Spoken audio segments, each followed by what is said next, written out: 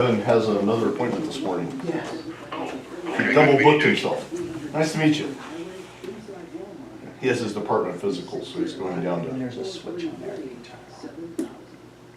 All right, we'd like to thank Desert Financial Credit Union for sponsoring our KRIM Community Spotlight program. Good morning, Rim Country. Hope you're having a great Thursday morning out there. As Randy Roberson would always say, happy Friday Eve. I like that so much. Yes, It's it so is. much better than just saying Thursday, but Friday Eve. Well, this morning, I have in the studio Chief Dave Staub. He's with our Payson Fire Department. Good morning, Chief. Good morning, thank you. And also on the phone, we have Chris Jones. And Chris, if you can please give us your title. Yes, thanks. My name's Chris Jones. I'm with the University of Arizona. I'm the Gila County Extension Agent for horticulture and forest health programs. Great. Well, thank you so much for joining us today on this program. And today's program, I love the title. I don't know if you came up with this, Chris. I guess, it's a movie title, so you can't claim that it's yours. But Mistletoe, the good, the bad, the ugly. I want to do that. It's great. But you'll be doing a presentation along with Kevin McCulley, who is our fuels manager, I believe, and He's Battalion Chief of Community Reduction. He's over that division. Okay. And his other title, I guess, is Fuels Manager. So yes, he takes, that whole division takes care of the fuels reduction efforts. And Wow. all risk reduction, building, structure, inspections, plans review. the whole shebang. The whole shebang. Yeah, whole shebang. So you, Kevin, and you, Chris, will be doing a class Monday at the, I believe, Payson Public Library, Correct. and So, on Mistletoe. yeah, this is a program that we've been invited to do through the Library Friends of Payson.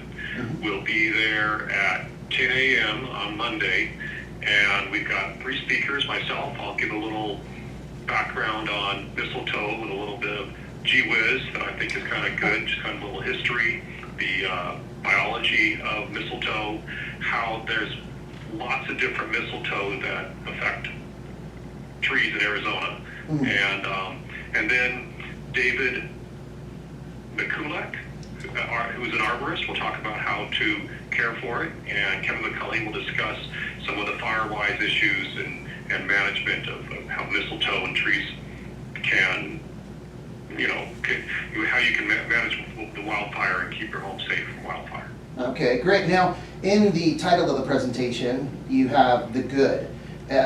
Is there any good about mistletoe, or to those maybe that just view mistletoe as a nuisance? It's bad for all trees. Yeah. Well, if you're from Oklahoma, you would know that it was the state flower for many years. Now it's a state floral emblem.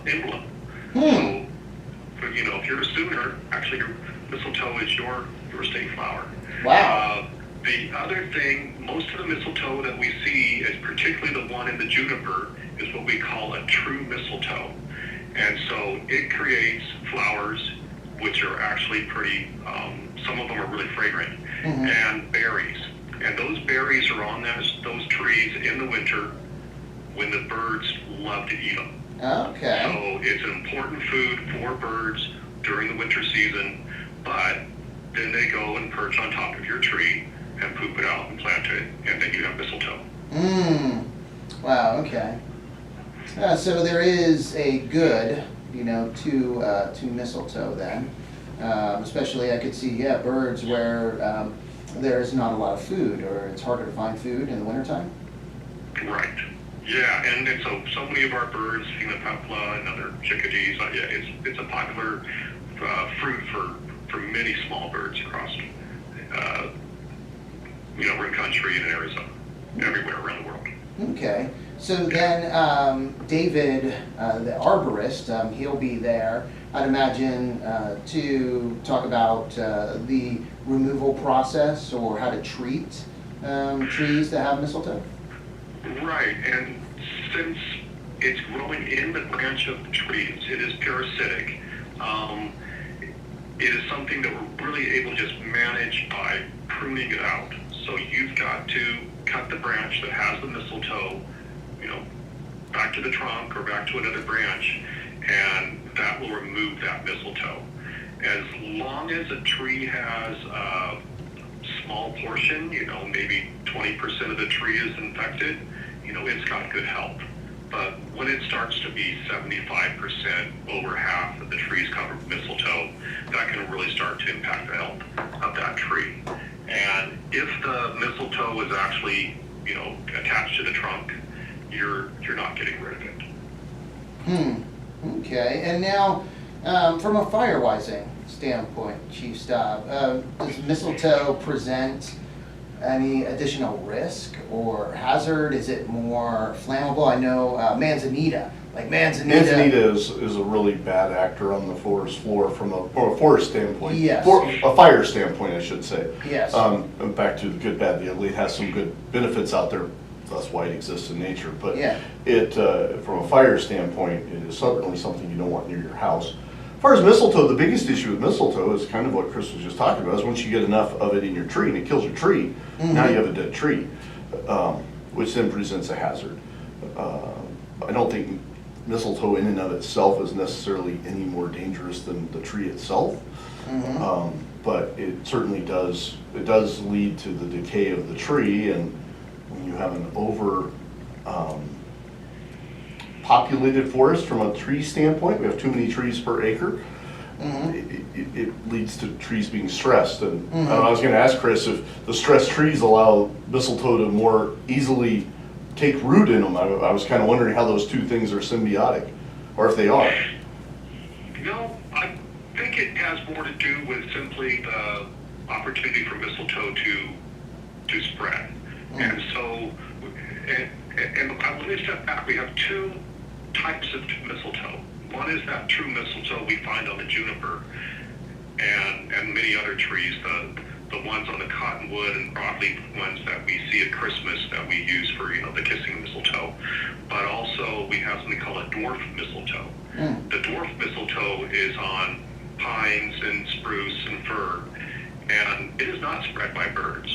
It actually builds up under pressure and it'll shoot the seed out 10 or 15 feet. So it's a slow moving mistletoe.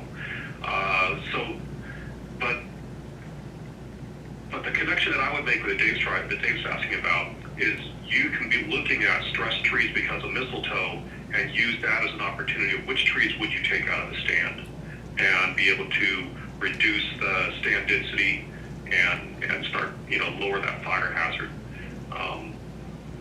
and be taking out trees that aren't as healthy.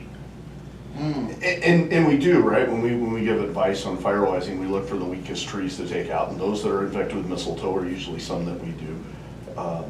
Split trunk pine, ponderosa pine is another one that we will try to remove if we can. Sometimes they're all split, so you can't take them all out. Some people don't like that, but a split trunked ponderosa is a tree that is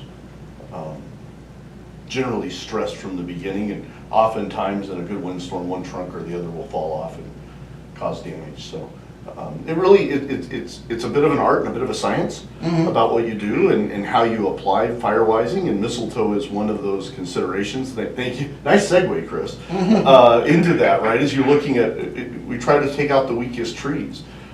Generally, though, if you take out a few trees, the trees that remain will become stronger because there's only so much water in the ground, and think of each tree as a straw. Think of every plant as a straw, and as you're planting more straws, or you have more straws on your property, there's not enough water to support the amount of straws in a ponderosa forest that currently exists in our area, really across most of the West. That's why we're having some of the problems we are, plus some issues with low production of rain, right? We're not getting as much rain as we were, as much moisture as we were historically for the previous 100 years, and you can use whatever cause you want to associate, but the reality is there is less moisture coming onto our forest floor than there was for the past 100 years, and that's partially how we got here. There's a number of reasons, and I don't like debating all the politics. I think it's important to understand, but the reality is there's just simply too many trees to support the moisture that we have in our ecosystem. And then when you mentioned straws, like each of the plants, trees, you know, they have their roots that they're fighting for that water. Correct. And not all of their straws are the same. To where some, you know, vegetation just, they have the ability to thrive with less water, so they can overtake, you know, some of the other vegetation that it is not as strong. Correct, and some of those, I guess I'll use Chris' words, more opportunistic plants also tend to be a little more flammable, right? Because they live off less water, so they're not as densely moisture packed. So when summer comes, they'll live off very little water. There's a whole science going on in the Sonoran Desert below us about the changes that happen to that ecosystem. But the reality is those plants burn very hot and very fast because of what they are. They dry out, and then the next rainstorm they'll green up. It's their cycle of life. But the simple reality from our ponderosa forest, and really most of the West, is there are just too many plants for the ecosystem. It really just needs to be reduced. Produces problems with the whole ecosystem, and Chris probably can speak more to that than I can, but it certainly leads to stress plants. Stress plants die easier, burn easier, and that burning then creates the propagation of wildfire across landscape and endangers homes when you don't remove it from around your home. So kind of the 50,000 foot level, I think. But really, if you kind of think about what we talk about fire resistance, it's really where it comes from, is from this whole opportunistic, you know, nature isn't, I think, much different than mankind insofar as there's opportunistic people, there's opportunistic plants. And, you know, and some of those we've got to take care of. And that's what we try to educate people and encourage them to do. And, you know, one of the things that's kind of, I guess, nice about the Firewise approach and the science art thing is it's not every 10th tree. It's like, hey, I really like this tree in front of my house. How do I keep it? Well, we can usually engineer, design a landscape modification that allows them to keep their one tree that, you know, that Mrs. Smith really likes in front of her house by taking a few other plants that maybe she's willing to give up and accomplish the same thing. But the simple reality, and I've said it for a long time, Pine Top's Fire Chief Morgan, who ironically is one of my mentors, we both came at this from the same point, two different directions. The same point is we're loving our trees to death. We love the trees, but at the end we're going to kill them if we love too many of them. You know, maybe you can make an analogy to the folks who have too many animals, right? We see that on the news. They have too many animals and they can't keep up with them. That's kind of what we're doing to our forest, and we really just need to modify that landscape. I was thinking more of the line of Kathy Bates in the, you know, where she loved him to death. Or, you know. There you go. That works too. It might be a little darker. Yeah, it's a little darker, but that's kind of, sorry, what came to mind. Anyway, if you're just tuning in or just started watching us on Facebook, the KRIM Radio Facebook page, talking with Chris Jones and Chief Dave Staub, and Chris Jones, the agent for agriculture, and I have it right here, Chris, I'm going to get it. Natural Resources for the University of Arizona Cooperative Extension. He will be at the Payson Public Library Monday, this coming Monday, the 18th, from 10 to 11:30, along with David McCulloch. I can't, that one. I can't pronounce his name either. I think you did a great job with that, Chris. I think at least you sounded confident when you said it. I did not. But a local arborist, certified arborist, and also president of the Arizona Community Tree Council, and Kevin McCulley from our Payson Fire Department, battalion chief for community risk reduction for the Payson Fire Department, be speaking on mistletoe. And I'm sure, Chris, that people that attend, they will learn all they ever wanted to know about mistletoe, and probably a lot more as well. That's the plan. You know, once you start looking into biology and history of mistletoe, it's actually kind of fascinating. You know, a lot of times we're looking at what a mess that tree is in front of my yard. because it's just got too much mistletoe in front of it. But apparently it goes back to Norse mythology and Greek mythology that they've been looking at mistletoe and having stories about it. But one interesting thing when I was researching about it is mistletoe is poisonous, is toxic to people. But the research is it's the species in the United States for dendron isn't nearly as poisonous as what they have in Europe. So there's a different species, actually a different genus in Europe. Now, I'm not telling you to go out and eat it, but you may have to freak out. There you go. Eat a few berries. Yeah. We need that disclaimer, you know, like is put on everything these days. Caution, it's hot. It will burn you. Do not consume. The other thing that I have is we're not at any risk of losing all the mistletoe. Okay. There's just plenty of it. So if it's something that is unsightly to you on your property, work on cleaning it out, getting it under control. We'll still have birds, and just it's a personal aesthetic, I believe. Okay. And so if you got a tree that's loaded with mistletoe, you might just go out and look at it now and next month, and you'll probably see a lot of birds. So almost like warts. If you have warts, you know, get them off. But if you don't, you know, it's not going to be a big issue. It affect your dating life, I guess. But yeah, you want to track the birds. now, because I did see on the description, and this is need to recognize the Library Friends of Payson for putting this on, for putting the event on at, again, our Payson Public Library. But in the description, it does say that it's increasing. The amount of mistletoe in, you know, the area has been increasing. Is that correct? You know, I haven't done any research to support that. Okay. But yeah, it's hard to say. Okay. I don't know. Okay. What do you think of that, Chief Staub? You know, my anecdotal thought is I don't think it's any worse than it has been. It might be a function of we have had a couple of really good winters. So I'm sure that all plants do well when they're wet, right? It may be that. I think back to Chris's point that we probably should reiterate in case somebody came in the middle is just because you have mistletoe in your tree doesn't mean the tree needs to go away, right? It's not necessarily a bigger fire hazard. It's not necessarily, but if it's weakening your tree and you need to take some trees off, it might be a tree you want to give up. But I think back to Chris's point, just because you have mistletoe, it's not an increased fire hazard. It doesn't. Your tree has a parasite, and it attracts birds. And if you're happy with that, Chris, would you say that's okay? It's not going to hurt the ecosystem, right? You know, in most cases, that tree with mistletoe is going to outlive all of us who are talking on the phone, and probably even our children. Wow. There's an interesting perspective, I think, to the whole discussion, but you know, I guess I say that because from a fuels reduction standpoint, I would hope the listeners would not get locked into the fact, well, it's mistletoe, I need to get rid of it. There's probably a lot of other things they can work on to get rid of, and the other part of that too is I would encourage people to seek counsel about how they do their firewise. We have a whole group of volunteers in the fire department that love to go out and educate people on this.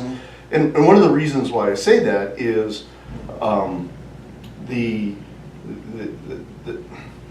changing the ecosystem, which is what you're doing when you remove fuel off the ground and modify it, causes other issues. So one of the issues we have is drainage issues, runoff issues, and we can help you find ways to do that so you don't flood your neighbor downstream, you don't cause problems that way and potentially wind up.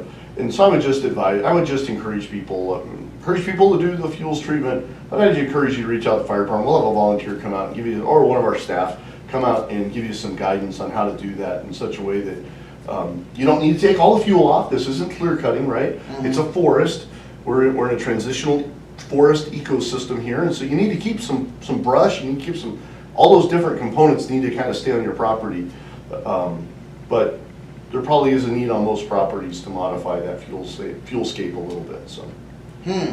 Yeah, well, again, the presentation is Monday, the 18th of March at the Payson Public Library from 10 to 11:30. It is free, open to the public, and if you had any questions about the presentation, or I don't know if you had any questions at all, you contact the Payson Public Library. Their front desk is, that number is 928-474-9260, or you could message them also on their Facebook page, and their Facebook page is the Payson Public Library, or the Friends of the Payson Library. They have a Facebook page as well. I'm sure they could answer any questions that you have. And again, this is on Mistletoe, the good, the bad, the ugly, but also from a fire-wising perspective. You'll have Kevin McCulley from our Payson Fire Department there, and then David Mikulek from, he's a certified arborist here in town, that will talk about if you wanted, to check into having it removed, what that would look like, and why you might want to consider that.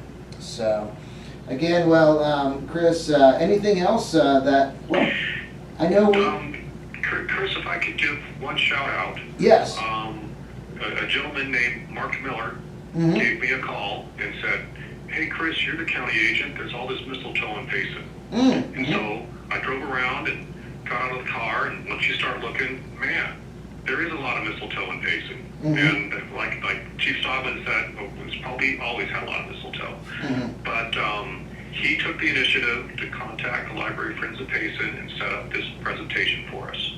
So I'm hoping Mark's listening and I get to meet him on Monday. Okay, great.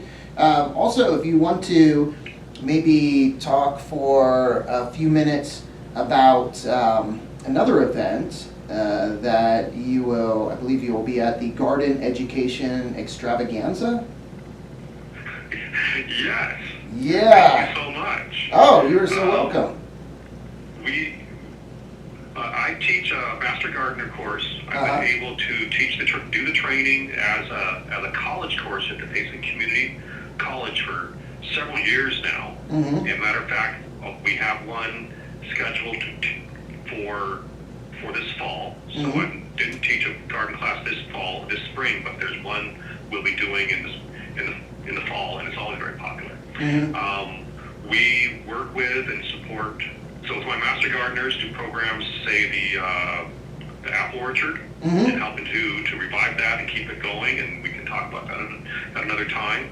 But at the Garden Education Extravaganza, which is also the spring fling for the Payson Community Garden, we will have 4 presenters speaking concurrently. Just kind of work your way in a circle here. Talk about companion planting in the garden, seed starting, irrigation, and composting. So really the basic stuff to get started as a gardener. If you don't know anything about gardening, this is for you. Come. Nice, and that is going to be April 13th from 9:30 a.m. to 12 p.m. at the Payson Community Garden. And you're going to be coming on our Community Spotlight again on Tuesday, April 2nd, with maybe someone from the Payson Community Garden, or someone else that might be involved with this event, to talk more about this event, the apple orchard, and anything else you'd like to share in regards to that. I'm looking forward to it. Yes, thank you. No, so that is great. Again, this is also a free event, the Garden Education Extravaganza. So just a lot of great information that is being put out there to our residents about mistletoe, fire-wising, gardening. It's great. So please, if you're able to and you have an interest, take advantage of these free seminars and presentations. Well, thank you so much, Chris, for joining us this morning. Thank you, Chris. And thank you, Chief Staub, for coming in and kind of filling in there for Kevin McCulley. and he, again, will be the one present Monday at the library to talk about firewizing. But again, it should be a very informative presentation. So if you can make that, it is Monday, this coming Monday, March 18th, from 10 to 11:30 in the meeting room of the Payson Public Library. All right. Well, thank you again, gentlemen. And thank you everyone for listening and watching. Also, thank you to Desert Financial Credit Union for sponsoring our KRIM Community Spotlight program. Time to get back to the music, but before that, we're going to have a quick update from the National Weather Service.